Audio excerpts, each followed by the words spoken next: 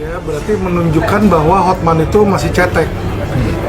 Ya, sorry ya, saya bukan ngejek dia masih cetek gimana ya, tapi dia ini orang Indonesia, tapi ternyata nggak ngerti bahasa Indonesia gitu loh ya. Jadi jelas-jelas kalau diputar ulang video saya itu, pertama saya ada kata apakah di situ. Apakah itu berarti adalah pertanyaan. Kenapa saya menanya? Karena saya nggak kenal Novi. Saya nggak kenal, nggak pernah ketemu. Wajar dong saya nanya. Daripada saya menuduh dia sesuatu yang buruk, mendingan saya nanya. Karena memang di dalam pikiran saya terlintas apakah uang itu dari hasil jalan pintas. Makanya saya nanya. Kalau memang bukan ya jawab aja bukan. Itu satu. Kedua, video saya itu sudah jelas dari awal berupa opini saya sebagai kuasa hukum. Setiap perkataan saya di luar dan di dalam persidangan itu dalam penanganan kasus, pembelaan. Jadi nggak bisa dibilang dari pribadi saya ingin menyerang pribadi Novi. Tidak. Halo Bapak Kapolri, Bapak Kabar Eskrim, Bapak Direktur Cyber Mabes Polri. Hotman telah ditanyain, dihubungi beberapa teman dari instansi kejaksaan yang dulu kejaksaan membuat laporan polisi di Mabes Polri terhadap terlapor seorang oknum pengacara berinisial AL atas tuduhan laporan polisi tentang pencemaran nama baik dan menghina institusi kejaksaan, khususnya Kejaksaan Agung dan pimpinannya.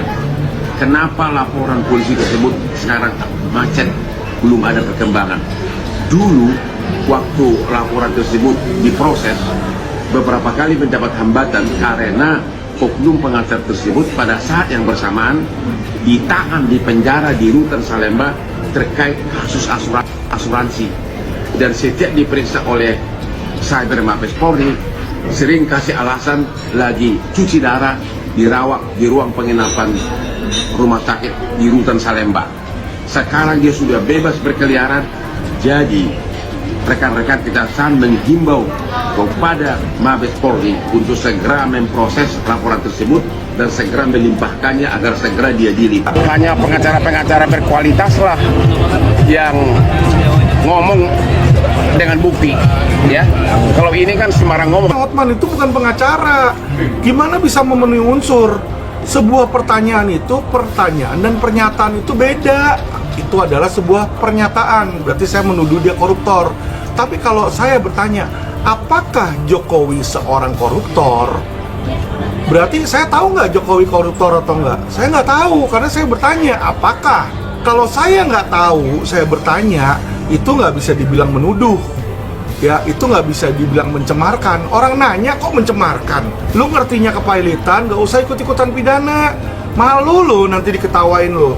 Ya, saya rasa anak STIH juga, anak baru lulus SH juga bakal ketawa. Anak saya aja tahu kok yang belum kuliah hukum bahwa pertanyaan saya merupakan sebuah pertanyaan, perkataan saya merupakan pertanyaan di situ. Dia aja tahu dia belajar bahasa Indonesia. Nah, Hotman ini belajar bahasa Indonesia atau belajar bahasa apa nih? Jangan-jangan yang dia belajar ya belajar bahasa pansos.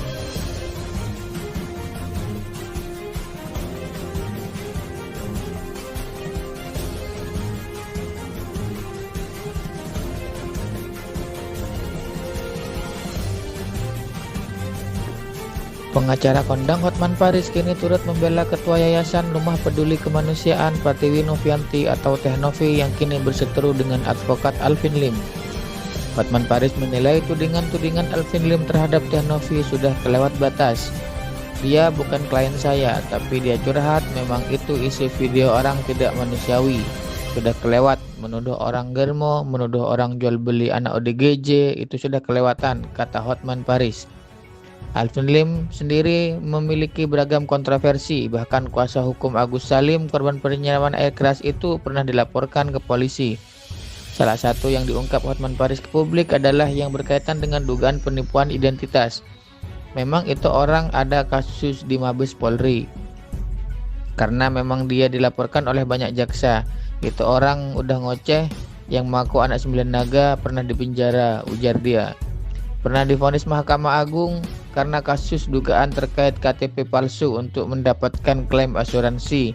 Itu ada vonis pidananya, sambung Hotman dikutip dari kanal YouTube cumi-cumi.com pada 8 Desember 2024. Hotman Paris berharap Teh Novi berani melaporkan Alvin Lim ke polisi atas tudingan-tudingan tidak berdasar terhadap dirinya. Mudah-mudahan Novi punya keberanian untuk menempuh tindakan hukum karena hanya pengacara berkualitas yang ngomong dengan bukti, katanya.